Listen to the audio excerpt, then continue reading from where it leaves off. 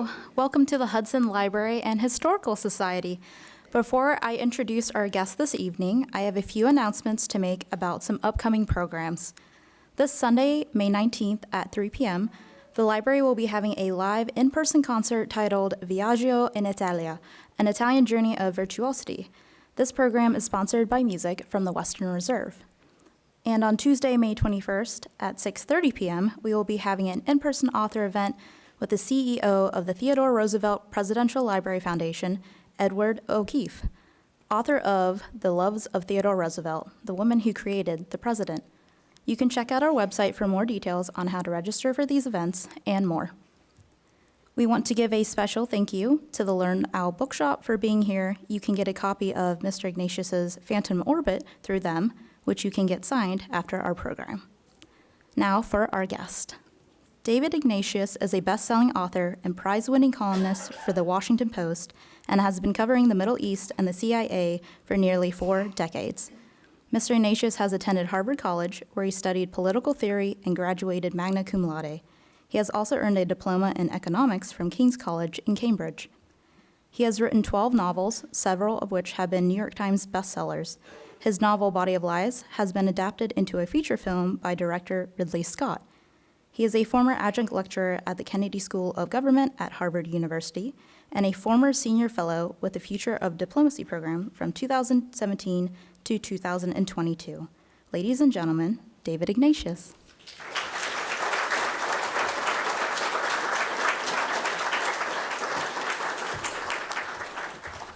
So thank you to Autumn for the introduction.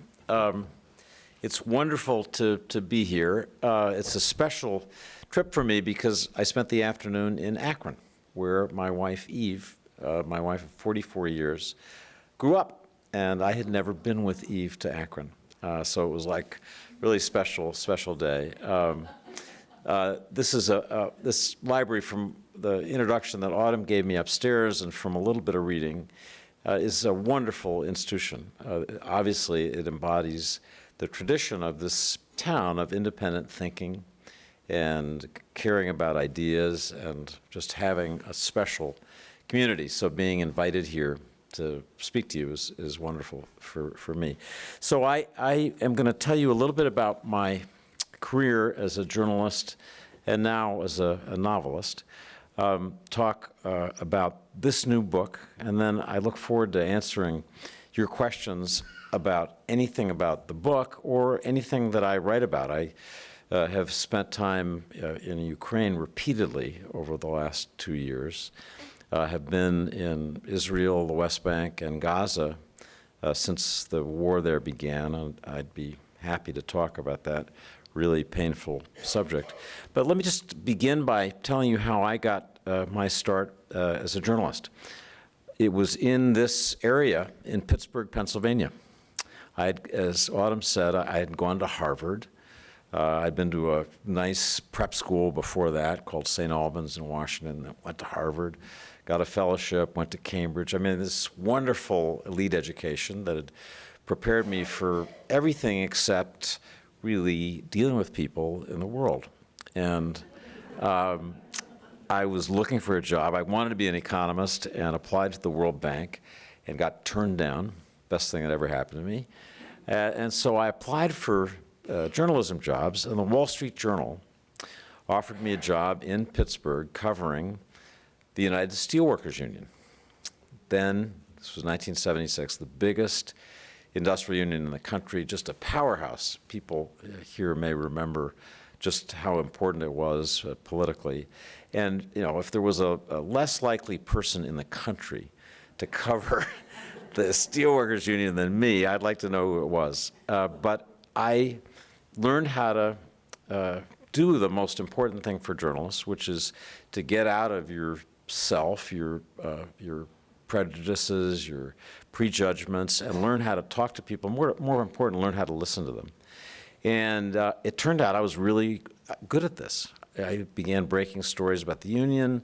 The local reporters from the Pittsburgh Post-Gazette began calling me bad names, and one of them said the most flattering thing possible to me after I'd scooped him a bunch of times, which was, You used to work for American Metal Market, didn't you? That was the trade publication, and that. So that's how I got my start, and I fell in love with journalism. I just, any thought of being an economist went out the window. Maybe for a decade, I would say to myself, maybe there's still time to go to law school. But in the end, I was really in it because of this basic passion. So I went to Washington for the Wall Street Journal. And then in 1980, they asked me to go cover the Middle East. And I said to the editor, I don't speak any of the languages. I've never been there. I don't really know anything more than the typical newspaper reader. And the editor said, you're perfect. That's what we want. So I headed off. Eve and I married that year. We've been married 44 years now. And Eve lived in London. She's a computer scientist, was working for Burroughs, which was one of the early computer companies. And I spent most of those 3 years in Beirut.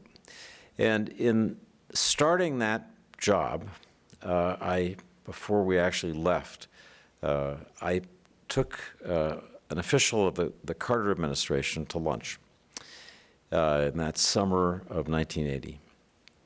And in the course of that lunch, this man said to me, the Israelis just killed our men in the PLO. And I said, what? And he said, I shouldn't have said that. He must have done it deliberately. But it was easy to figure out that the person he was referring to must have been a man named Ali Hassan Salameh, who had been Arafat's chief of intelligence in the PLO and had been assassinated the year before, 1979. And Israel had really almost publicly boasted of it because he was a notorious terrorist from their perspective. He had been involved in the Munich seizure of athletes. He was really top of their list. So I went to Beirut with the knowledge that this person had in some way been our man. What could that possibly mean? So I spent 2 years working on that story.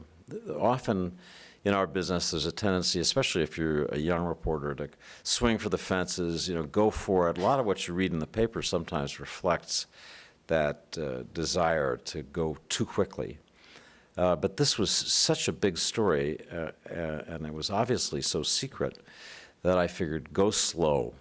And so, the Lebanese Civil War was still going on. The city was often being shelled.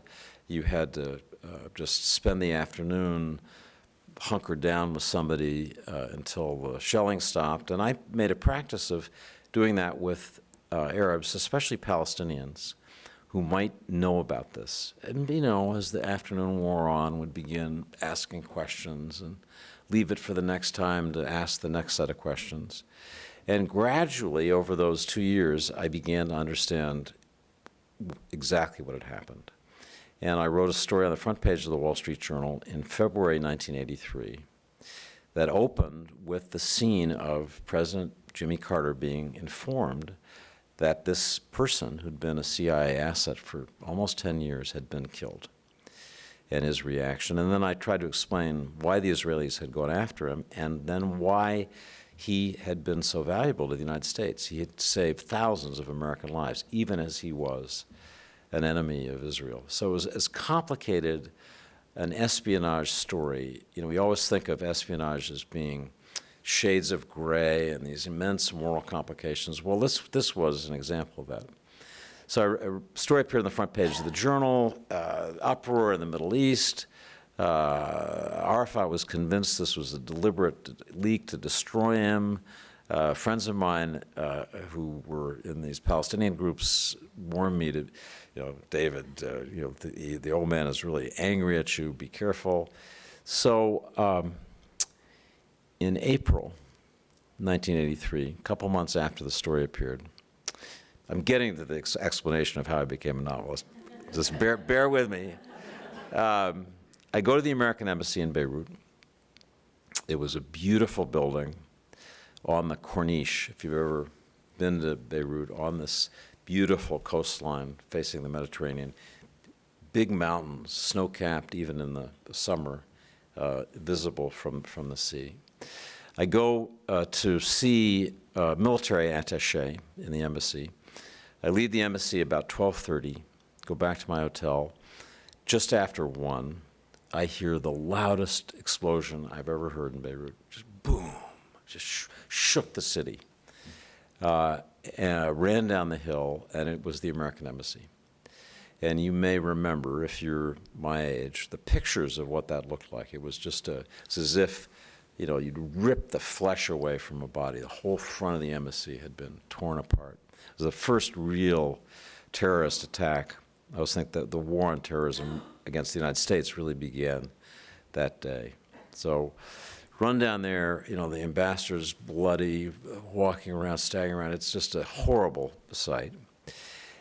It turned out that the CIA officer who had run this operation with Arafat's chief of intelligence had been visiting Beirut that day. He'd been promoted. He was now a senior official, but he'd been in Beirut that day to look at what was going so wrong with the American mission there.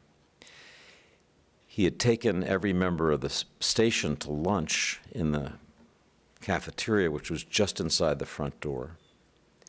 And they were all dead. This man, his name was Robert Ames, and every member of the CIA station who was in Beirut that day. It was just a staggering loss. But in the aftermath of that, literally beginning that evening, the people who had been agents recruited by this officer, in their shock and grief, began looking for somebody to talk to. And all the people that they should have talked to were dead. And the only person who really knew anything about this was me, because I had spent 2 years knocking on doors and asking people about it.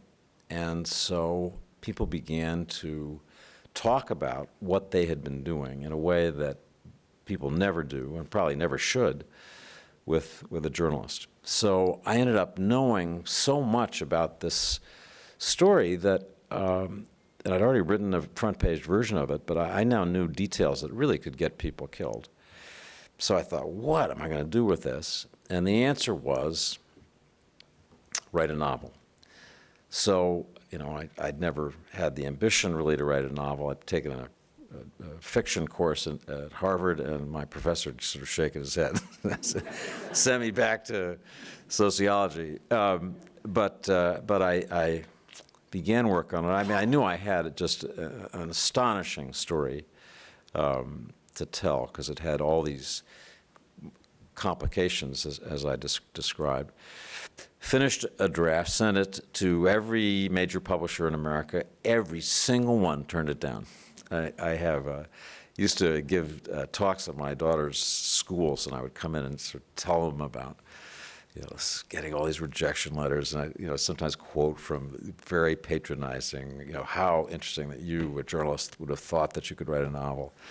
And so the children all go, everybody can relate to failure. And I said, but finally somebody published the book.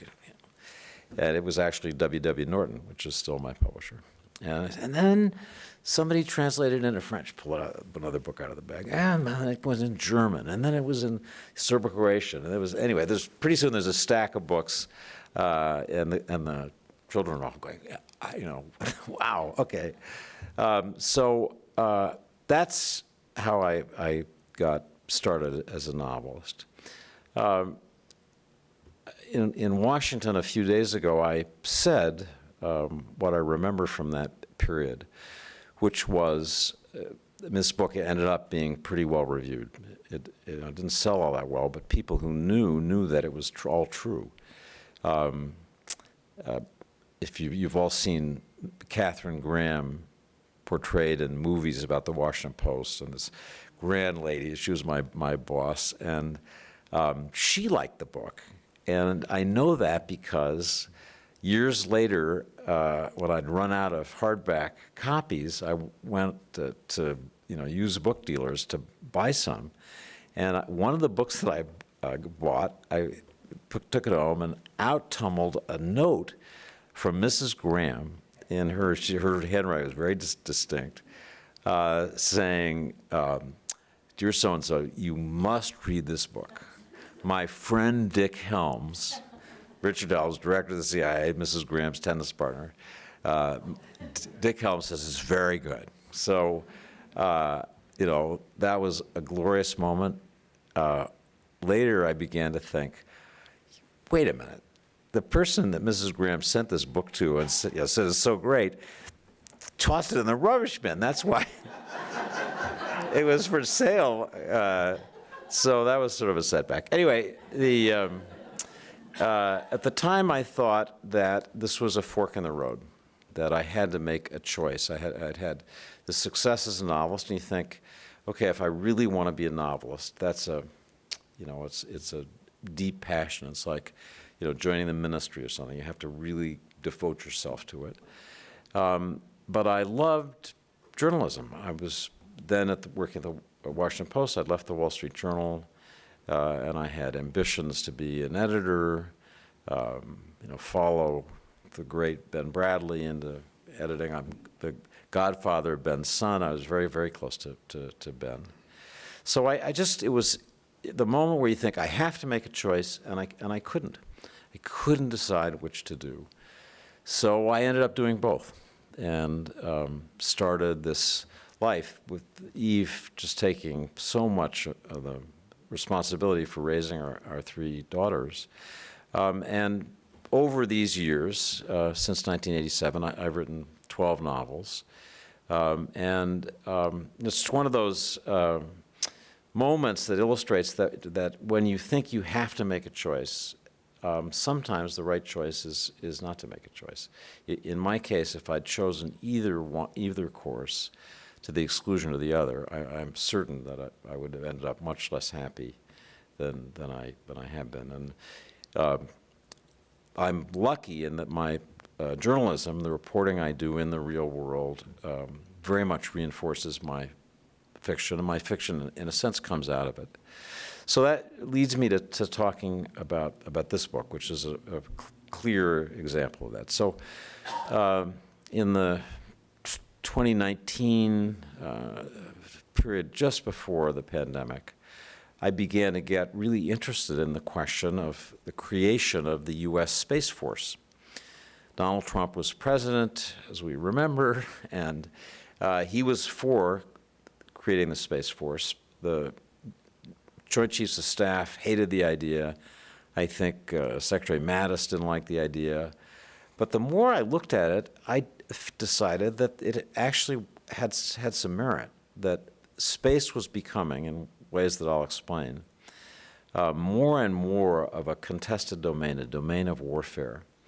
And the Air Force, which had responsibility for space, really had dropped the ball. It hadn't really understood how rapidly China, in particular, was advancing in terms of its space capabilities. The Air Force is run now and always by fighter pilots. And the people who looked at space, they were smart and hardworking, but that wasn't their thing. They weren't in command. That wasn't the Air Force's thing.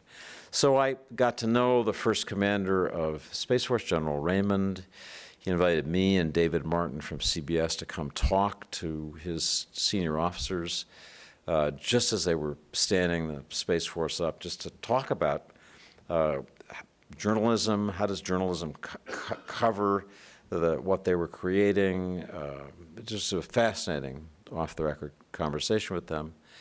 Anyway, I got thinking more and more about this, and as with my Beirut novel, there came a point where writing about this as journalism just wasn't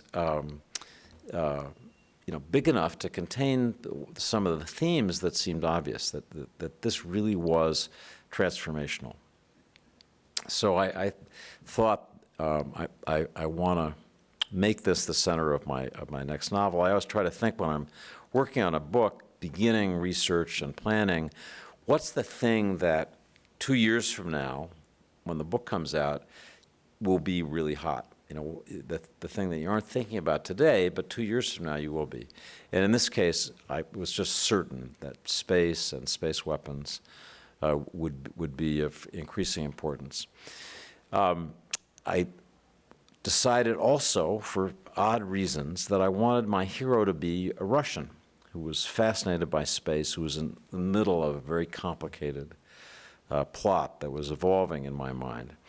And I wanted, because I'd started my career in Pittsburgh. My previous novel had as its hero somebody from McKeesport, just up the river from Pittsburgh.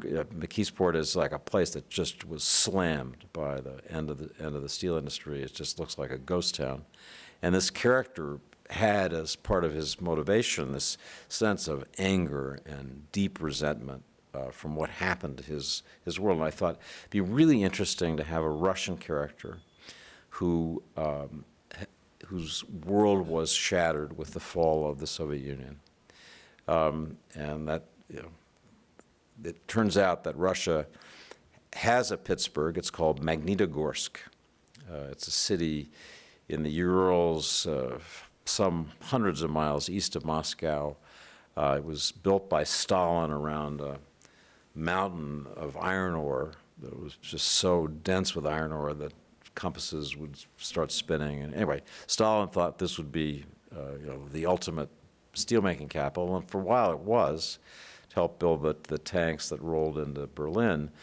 But when communism collapsed, this town, its mills, collapsed in just the way that you know from what happened in the Mahoning Valley and in the Monongahela Valley. So my hero, Ivan, who's grown up in the shadow of this, carries that with him into the novel. So I wanted him to be a character, and I was going to go to Magnitogorsk. I talked to the Russian embassy in Washington. This was before the Ukraine war started, and I had my visa, and I couldn't go at the time I originally was planning, and I put it off. And then it's February 2022, and Russia invades Ukraine. And soon after that, a few months after, for reasons that I still could not really explain to you, Russia puts me on their sanctions list as a banned individual. I was like, one of the few journalists even now on that list. A lot of my friends were kind of peeved, like, what's so special about you? We want to be on that list. It's like being on Nixon's enemies list. So I'm not allowed to go to Russia, according to this sanctions order, ever again in my life, but certainly not to do research for this book. So, thank God for Google Earth. You can see what this town, every town on the planet looks like. So it became, with the start of the Ukraine war, a novel that was going to be set in part in this present, with the Ukraine war shaping the characters as they evolve at the end of the arc of their story. So I've been in Ukraine 4 times since the war began. Each time, the center of my reporting has been how Ukraine is using technology, American technology for the most part, satellite technology in particular, to survive against this overwhelming Russian assault. And you could make an argument, I don't say this explicitly in the book, but you can make an argument that the Ukraine war is our first space war for reasons that I'll explain. Ukraine depends to communicate with its commanders in the field largely, I want to say almost entirely, on Elon Musk's Starlink system. Elon Musk now has 5,000, Starlink has 5,000 satellites in low Earth orbit spinning over every part of the globe, beaming down broadband internet signals, like a Wi-Fi system for the planet from low Earth orbit. And that is the way that the Ukrainians are able to maintain connectivity. The Russians at the start of the war tried to turn this off. Elon Musk was sending terminals into Ukraine. And the Starlink engineers, SpaceX is the parent company, brilliantly figured out ways to evade Russian jamming and turn these terminals on. And so that was the first part of thinking, okay, like this has a space war component to it. On a trip to Ukraine in December 2022 with an American company called Palantir, which has been supplying the Ukrainian government with a lot of very advanced technology, I was able to meet with Ukrainian military officers who were using what they describe as a constellation that allows them to acquire commercial satellite imagery of the kind that only the U.S., maybe Russia, had through their spy agencies once upon a time, and now can be bought commercially by anybody. People don't realize this, but you can buy from multiple providers optical imagery, in other words, spy satellite photography of every place on Earth. You can buy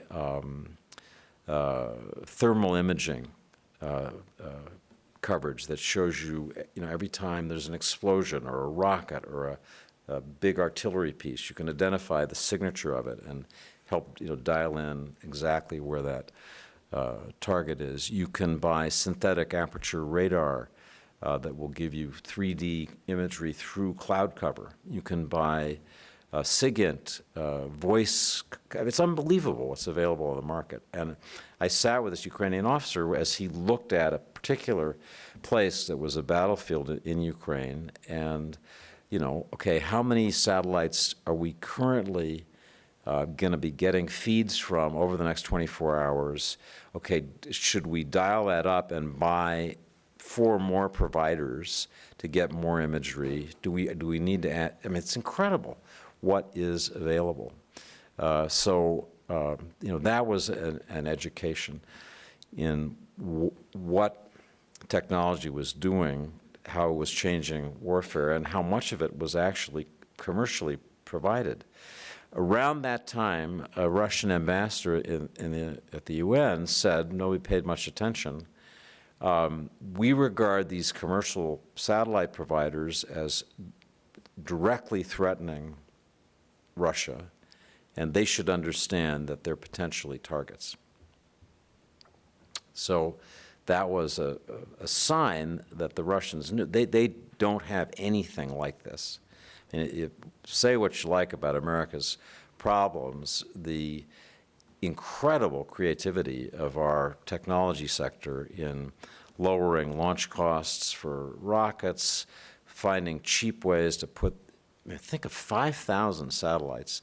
Amazon is about to put 2,000 satellites of its own up in space. There's another British company that's got at least 1,000. I mean, it's incredible what's up there, and how it's going to transform so many aspects of communications, the ability to do commercial transactions. Another amazing thing about this Starlink network is that they have created, I don't really understand the technology of this, but they've created what they call a mesh network among the 5,000 satellites. So they beam signals back and forth, I think by lasers, to communicate with each other before they download stuff to Earth, to avoid jamming, to avoid all kinds of technical problems. So it's just an amazingly creative environment, and has helped sustain the Ukrainians. So I'm working on my novel. It's enriched by this reporting in Ukraine. You'll see a lot of the things that I was learning turned into fiction. I was also learning about systems that the Chinese have developed for attack capabilities in space, which are really mind-blowing. I mean, the Chinese have been way more aggressive in space for much longer than people realize. And when I said earlier that I thought the Air Force had dropped the ball, frankly, then the Air Force really fully realized. The Chinese launched their first anti-satellite weapon in 2007, a very long time ago. The Chinese began doing advanced work in high-powered microwaves, which, among other amazing things that they can do, can beam through their microwaves signals that insert malware remotely without ever touching. I've seen a demonstration where high-powered microwaves produced by an American company go through a brick wall and inject malware into a laptop and, alter the code, shut it down, you name it. So, those technologies are in space. The Chinese have an attack satellite that has a big arm. I describe this in the novel. I have a character who's obsessing about this. That can literally pluck a satellite out of orbit and disable it. The Russians have a satellite. We all remember the Matryoshka dolls. If you've been to Moscow, you probably bought some that have a doll inside a doll inside a doll. Well, so the Russians have a satellite in space that's got a sort of big satellite that's kind of a hunter, and then when it gets near the target, so to target things in space, it's very complicated because you're on an orbital path and you have to alter the path, and then you have to change, the speed. And anyway, it's not like driving toward the target and then boom. This Matryoshka satellite gets close, and then a little satellite comes out. It opens, and a little satellite comes out, and then goes in for the kill. It's a really extraordinary system. So. Those are the kinds of things that people have been experimenting with in space. Our Space Force has been working on primarily, initially, understanding what's up there. What's the nature of the threat? What in this newly contested domain that we think of as so benign, who doesn't look up in the heavens and think, well, it is a contested domain, tragically. So the Space Force has got satellites in geocentric orbit and other orbits just to look carefully. What the heck is that? What are its capabilities? And then presumably, and I say presumably because this is the most difficult, most classified area I've encountered as a journalist, probably properly so, but I cannot find out exactly what we're doing. I know what the Chinese and Russians are doing because of some reporting that's on the public record from researchers who've looked into this and work for think tanks and have put the information out. What we're doing to counter it, I don't know, but I'm certain that we're being pretty aggressive. So all these elements come together in this novel. The book opens with my Russian character, Ivan Volkov. By now an astrophysicist working for one of the most distinguished Russian institutes, not a traitor, not a spy, but he has realized that Russia and China have what he believes is what he thinks of as a kill switch that can disable the GPS system, the global positioning system on which we depend. Every time we use a cell phone, it is locating itself with 4 different GPS satellites. Every time, obviously, we get on an airplane, it's flying with the aid of navigation in space. Every time we get in a car, I mean, just there really isn't anything that isn't touched by these space systems these days. So my Russian hero feels that the effects of this kill switch would be catastrophic for the United States and for the world, and that he has a responsibility to do something about it. You probably don't go off into the CIA website, but if you did, you would see that there, in several languages, there are invitations to people who have information that's important to share that information with U.S. intelligence. And there are very specific directions about how to do it in a way that you won't get caught, or at least shouldn't get caught.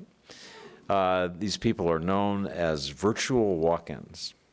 Once upon a time, people walked into an embassy or a consulate, and that's how spies typically. We didn't recruit them; they just recruited themselves. So people do this. They're known as VWs, and that's what my hero does. He sends a message that says, "Satellites are your enemies." Hidden codes could disable everything you have. North could turn into south. Every communications link you have could freeze. And tries to give subtly instructions about how to contact them and what to do. Sends this message off into the ether, and he doesn't get any response. And that's true in different ways through this novel. The CIA just doesn't want to engage him. Why is that? That's sort of one of the riddles that's woven through the book. I could say other things about the novel, but I want to make you read it. So if I tell you too much more, then you just figure, what the heck. The pleasure of writing fiction for me is to take a subject, as I said at the outset, that has interested me as a journalist, where I've discovered some things that I think are rich and that I want to unpack. I want to let them be as complicated as they are in real life.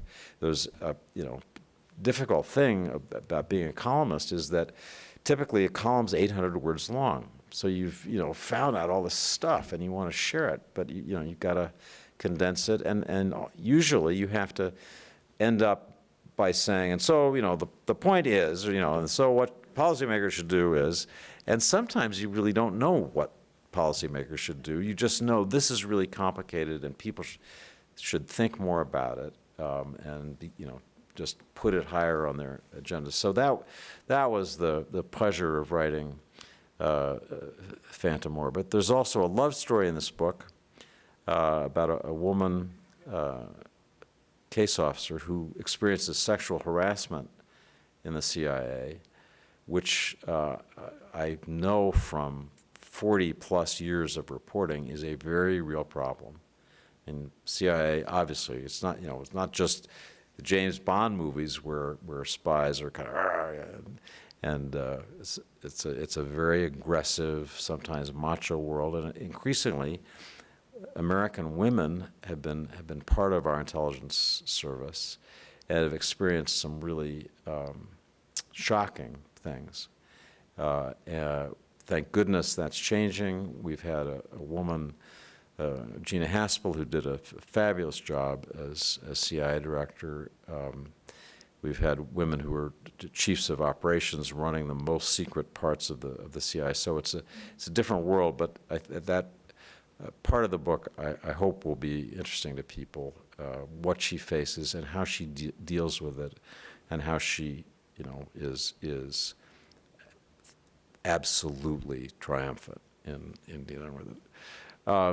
So I've left about 20 minutes to answer questions. I talked a little bit about Ukraine, didn't say anything about the war in Gaza. But if the audience has questions about any part of my fiction or anything that's in the news, that I write about almost everything that involves politics, foreign policy, I'd be happy to take questions. Yes, sir. I have enjoyed reading your books and your columns, and enjoyed your insights on television out there. But I am aware that there was a column in the New York Times this morning that dealt with Israel and Palestinians, and really implying that Israel has become somewhat of a lawless state, which we So that obviously goes, I haven't read that column yet. I've been traveling, was in Chicago last night. But it goes to the heart of this war. I find the most painful thing I've covered in all, 45 years of writing about the Middle East. So I don't want to oversimplify it.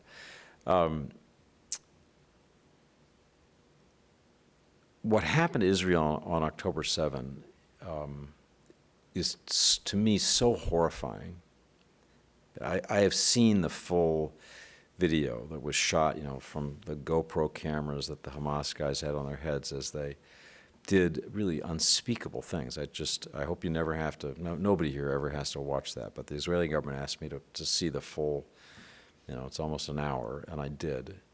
So I can say with some confidence what happened on October 7 is just, so far beyond, it's not just lawless, it is barbaric. So those images of what happened are stuck in every Israeli's mind. They just can't get them out of their heads. That's why they wanted me to see this, so to be in my head too.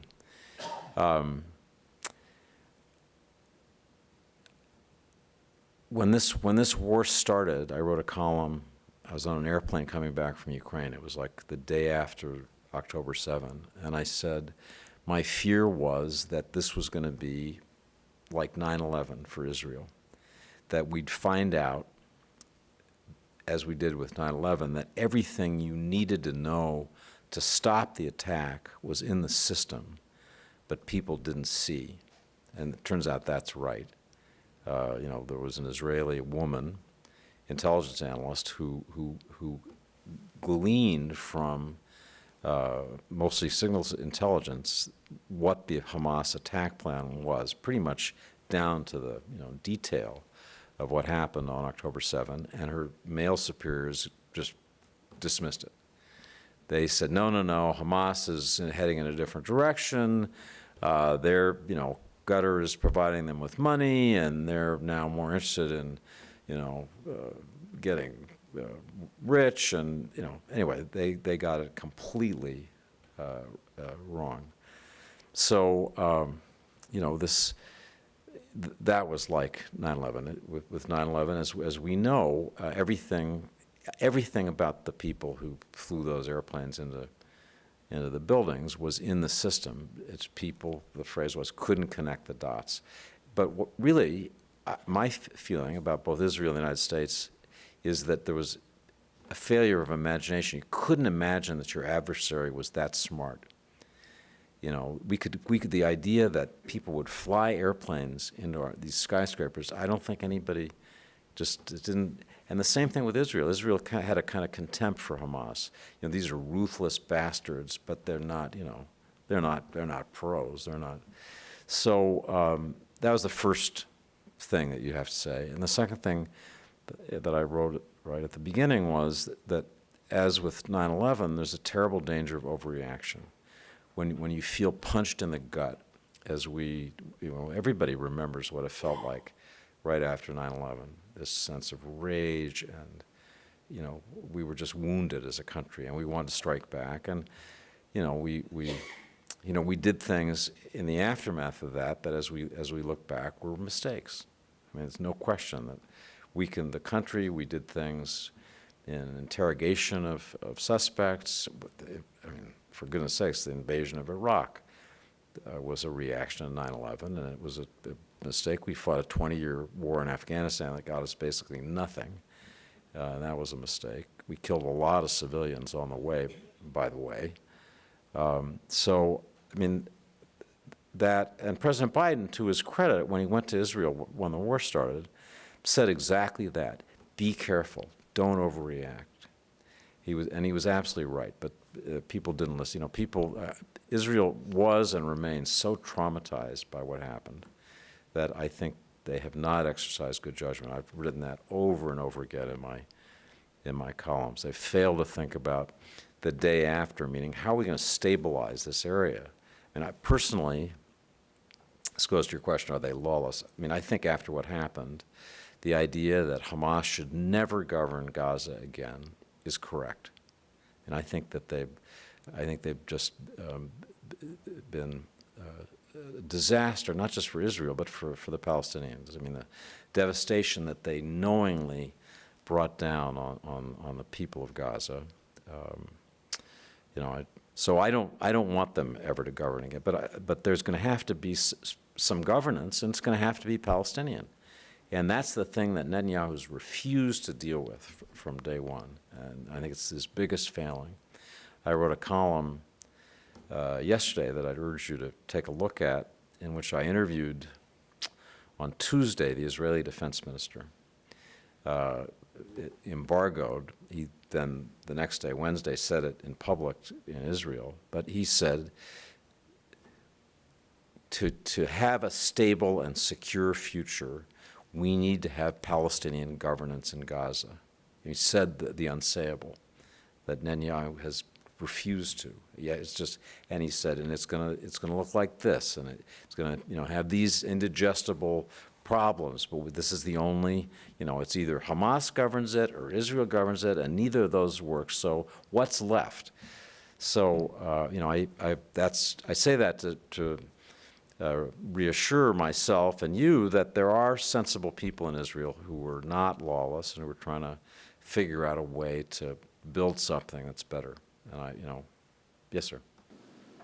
You've been rather prolific over the years, writing several books. Can you describe your writing process? I will. Let me actually. So I want to actually finish this answer, okay, and then I'll talk about my writing process. So just to finish. I haven't spoken to your question about lawlessness. I think that what settlers have done in the West Bank is lawless. I spent a week in the West Bank in November and December, going from the southernmost parts of the West Bank to the north of Nablus, and looking at settlers and settler violence all along the way from the eyes of Palestinians. I lived in a Palestinian village in 1982 for a week. I went back and saw the family I lived with and just, listened to what they said about their lives over all this time and what settlers, they're now encroached. They live in Halhul, just north of Hebron. Settlers are everywhere around them. So I think that is lawless. The one thing I'd say, and this is the last point I'll make in response to what is I think a really important question. Forgive me, but I just wanted to answer it fully. The people, in my experience, who were upset the most about settler violence after the Palestinians, who were direct victims of it, are the IDF commanders whose responsibility is to keep the peace in the West Bank. And these settlers, these crazy settlers, drive them nuts because they're trying to keep a lid on the West Bank so it doesn't blow. Every time they think they got it under control, people run down from the hilltops with masks on and open up on some Palestinian village. And thank goodness our government has finally gotten some teeth on this and said, people who do this, we will deny them visas for them and their families to enter the United States. They have now announced sanctions against people they can identify. So I think there is a growing recognition that lawlessness is completely unacceptable. So, sorry, I want to answer this next question about, you asked about my writing process. Tell me, be more specific. Yeah, I didn't mean to interrupt your answer there. But yeah, you've written several books over the years, and has your writing process changed in that time period in terms of how you start a book and the technique of actually writing the book, like using pencil, pen, using laptop, using dictate? So I was saying, just a casual conversation before we started about, there are people clearly who do dictate their books. I mean, you can kind of tell There are these novels with really short sentences, where it says, he'd had it, period, new paragraph. It was time for something new, period, new paragraph. And surely he didn't write that. So no, I don't dictate it. I use my computer. I'm a terrible typist even after 50 years in the business, but that has the advantage of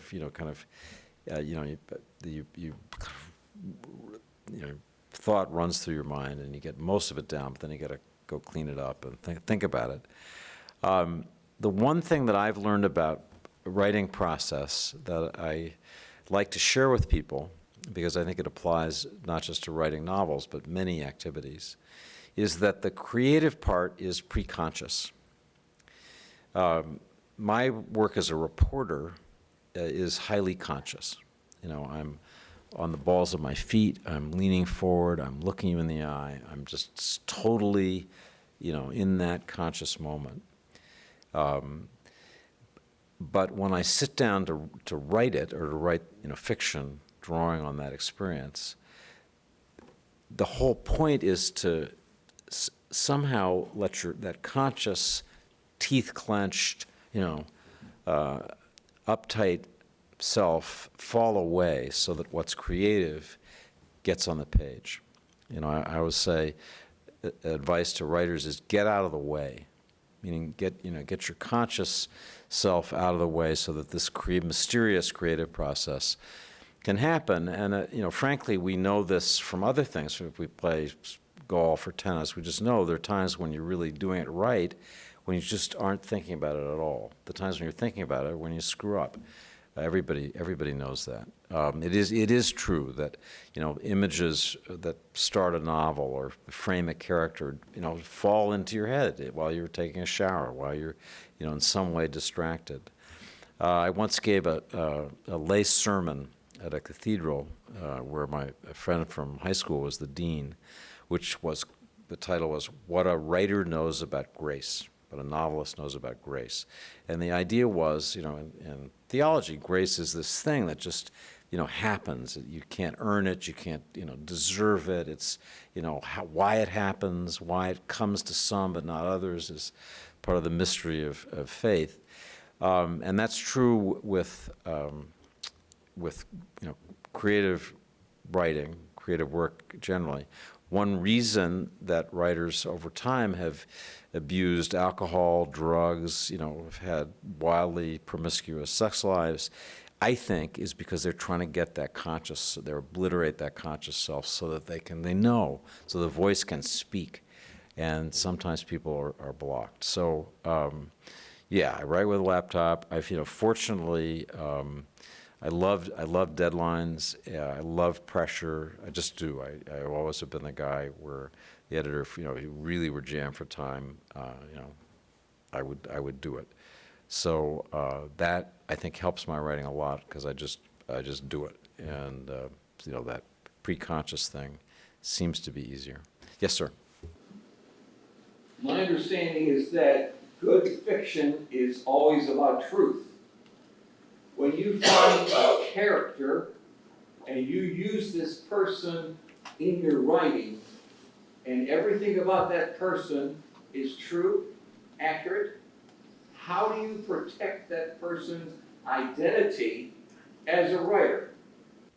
So that's a good question. Obviously, in my writing, I draw on real events. I have tried to disguise things. I say if you're a foreign intelligence service read one of my books and thought, here's a recipe to bake a cake, they'd end up with a mud pie because, there are a lot of things that are just wrong and invented. And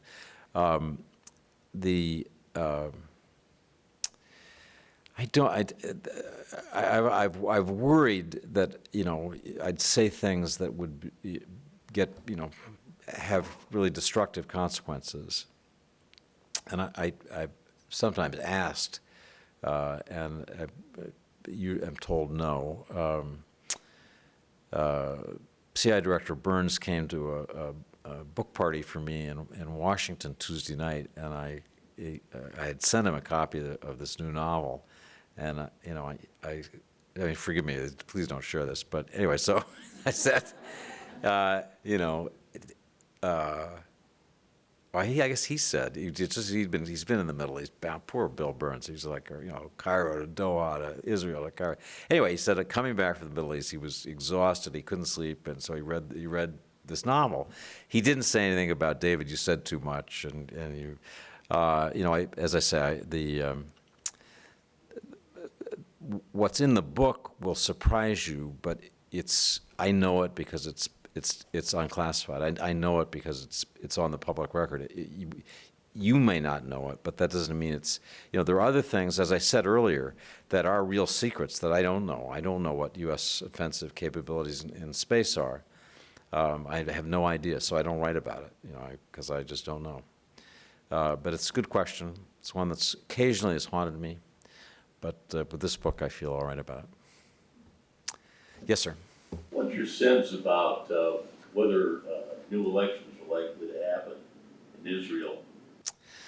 So when Yoav Gallant agreed to be I wasn't allowed to call it an interview. Apparently, I had to call it a briefing. I don't know what that means, but the fact that he spoke out directly, and if you look at the stories that I think appeared yesterday and this morning, he's now directly taking on Netanyahu. Gallant, defense minister, is in the Likud party, as Netanyahu is, which means that, as I understand Israeli politics, he could try to pull away enough Likud members that Netanyahu's coalition couldn't stand, because it needs all those Likud members, and a new coalition could form, creating a new government still led by the Likud, because he's a member, without having elections. So I think it's conceivable. I know in his proposals, something I should have added, he has the strong support of the leadership of the Israeli military, who really are just sick of this misdirection of the war. They've had it.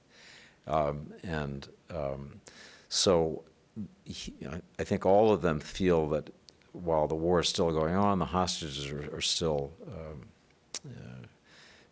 underground, is not the time for elections. But conceivably there's a way to get a new government without elections. My sense of Israel is that the poll figures that show Netanyahu's unpopularity are accurate. I mean, people really do want something different.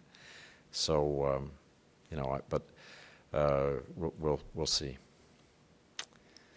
Yes. The Russian invasion of Ukraine happened in February 2022. I had read somewhere that Putin originally wanted to invade in 2020 when we had a different president, but COVID hit. Do you know anything about that, first of all? And second of all, what do you think the American response, if any, would have been, and what would have been the consequences? Well, that's a good question. I haven't actually read that speculation. I'm a little bit skeptical. Russia was shut down by COVID. In a sense, the Ukraine war began in 2014 when Russia seized Crimea, invaded the Donbass, so-called. And Ukrainians would say that's when the war started. If you go to Kyiv and you go to the St. Michael's Cathedral in the middle of town and look at the photographs of all the people who died in this war, the photographs begin in 2014. You just walk for blocks until you get to more recent deaths. So, Putin wasn't even willing to, if we were meeting with Putin, he would be sitting as far away from, you as you are from me. He, in that time, was brooding about Ukraine and wrote that, fascinating but really kind of crazy long essay. If people haven't read it, it's just a window into his obsession with this subject. It's history and psychodrama about, the theme is Ukraine is not a real country. And then in 2021, he moved troops towards Ukraine in an exercise that initially the White House thought, now the Biden White House thought, might be an invasion. Certainly was preparation for an invasion. Everybody freaked out. But it was an exercise to begin drilling. I mean, as we saw when they actually did invade in February 22, the Russian military was in no way ready for combat. I mean, it was just, it behaved so poorly. Its command and control was so ragged. So, your deeper question, I think, is what would Trump do with a Putin that he obviously, he keeps saying, my friend, his statement implicitly is, if you elect me, he said, I'll settle the war in a day. And what he means is, I'll give Putin what he wants and tell the Ukrainians, sorry, Charlie, it's over. Well, for me, I'm just, people can disagree with this, but for me, that would be just immoral. I mean, given the sacrifices that Ukrainians have made with support from the United States. And thank goodness Congress, with, I'll say, courageous leadership, finally, from the House Speaker, Mike Johnson, has passed such a significant aid bill that's going to last, through 2025, I think. That should be plenty to sustain the Ukrainians. And I don't think Trump will try to reverse that or stop it. And I also, I just saw President Zelensky on this last trip a month or so ago, before Congress had voted for the aid. And, he said to me, very bluntly, if we don't get it, we're going to have to retreat, and drew a drawing on a piece of paper of the battlefront in the east, and he said, here's where we are.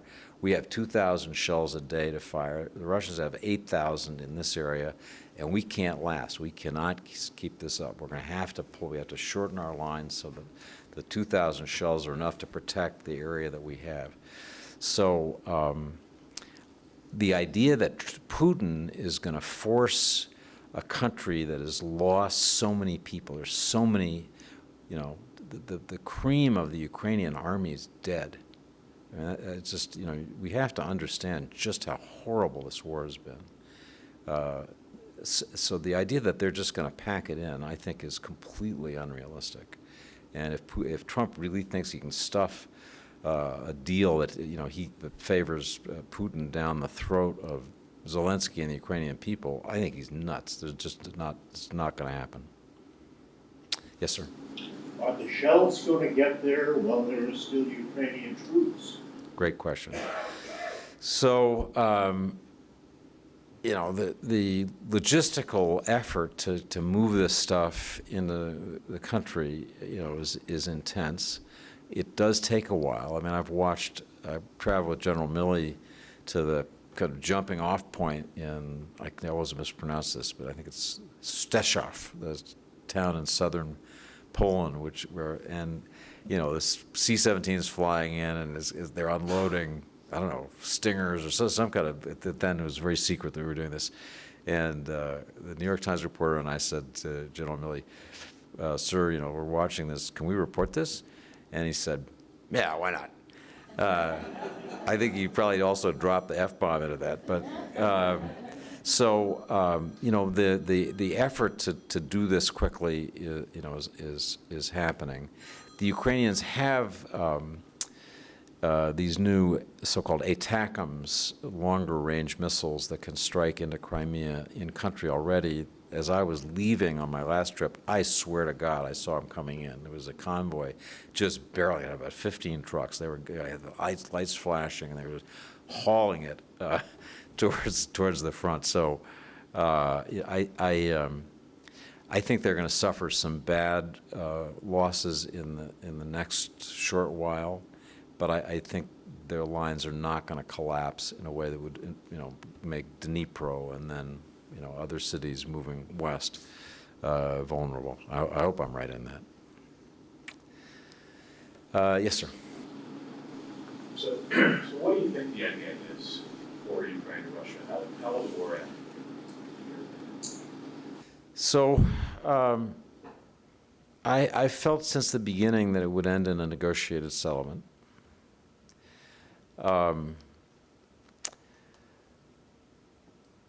I think Ukraine had hoped to put Russia enough on its back foot with its counteroffensive last year that the Russians would get nervous, but more to the point the Chinese would get nervous. I know the U.S. last year had conversations with the Chinese about, if Ukraine continues to be successful, and that counteroffensive failed, and then more recently, Ukrainians have been really taking a pounding. With these weapons, they ought to be in a position, I think, to stabilize their lines this year, to hold on to what they have. I think the idea of pushing to drive the Russians out of the country this year is unrealistic. And the war, Zelensky talks as if that's how the war is going to end. I don't believe it. I think it's possible that next year they'll be able to mount offensive operations. And right now, Putin shows no sign whatsoever that he wants to negotiate anything. He wants to win, and he thinks he's going to win. And he just installed new leadership in the defense ministry for a long war that he's going to stick with until he's got. So, Ukraine needs to be able to bargain in a negotiation from a position of greater strength. I don't think they'll take back Crimea, but I think they'll make it pretty hot for Russians who are occupying it, and that's what they need to do. They need to make it this hot enough that Russia wants some kind of compromise.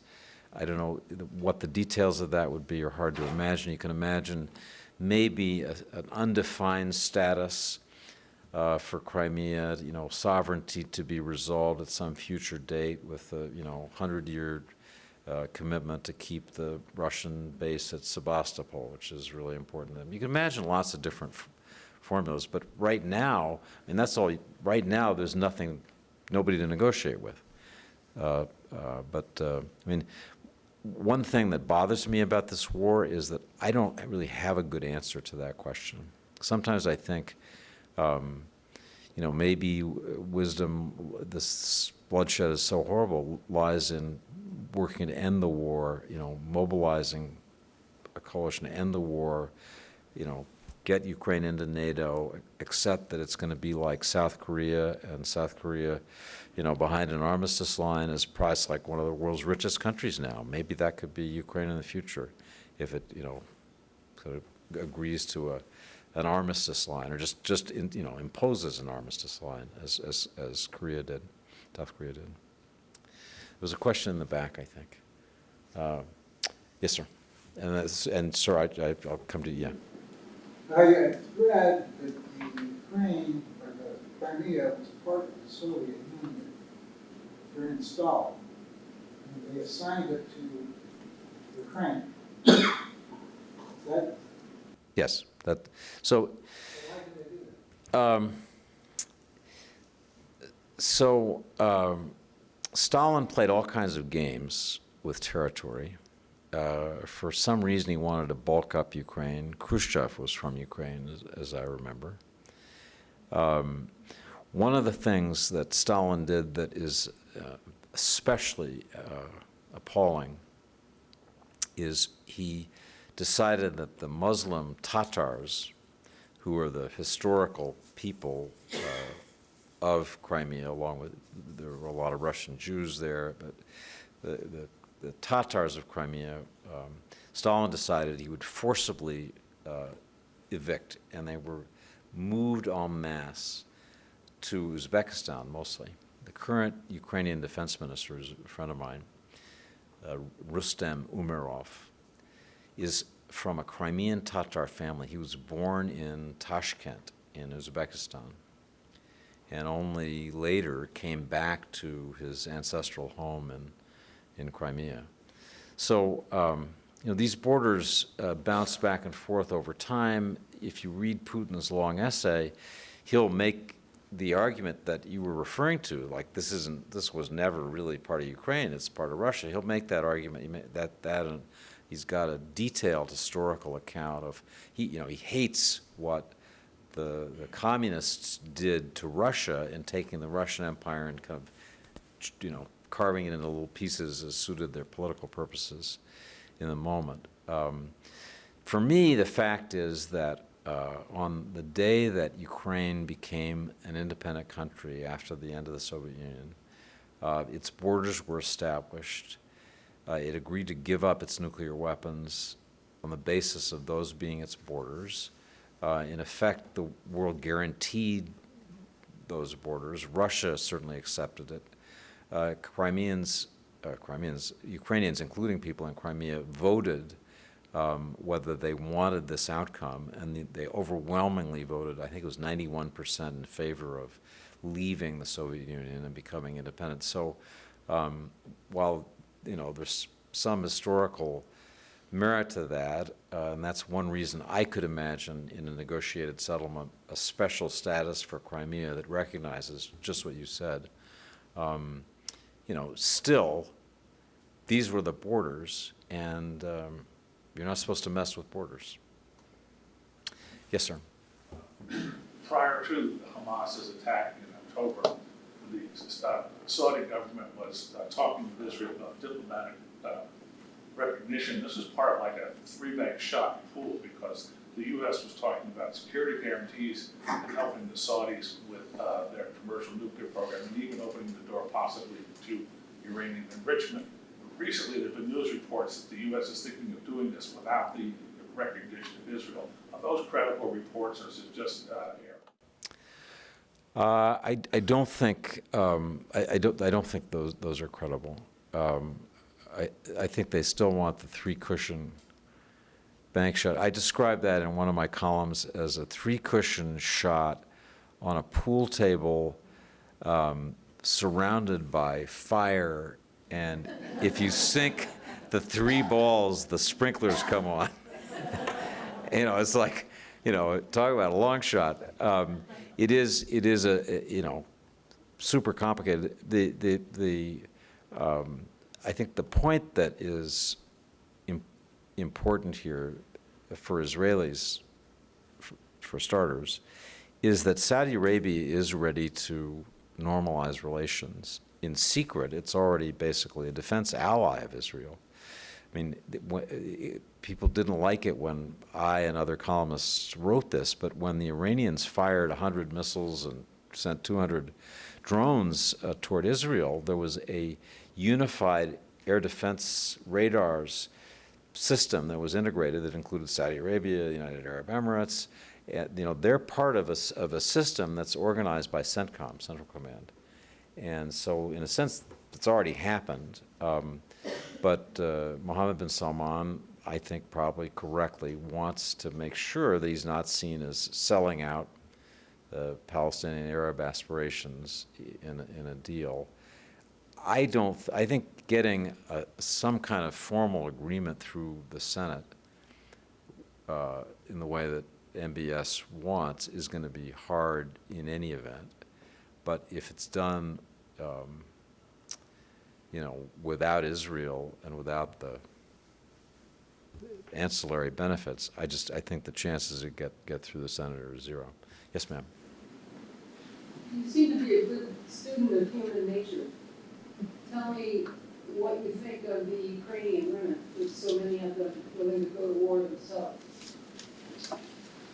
So my admiration for Ukrainians in general, and women in response to your question in particular, is unbounded. I think they're just enormously courageous. I think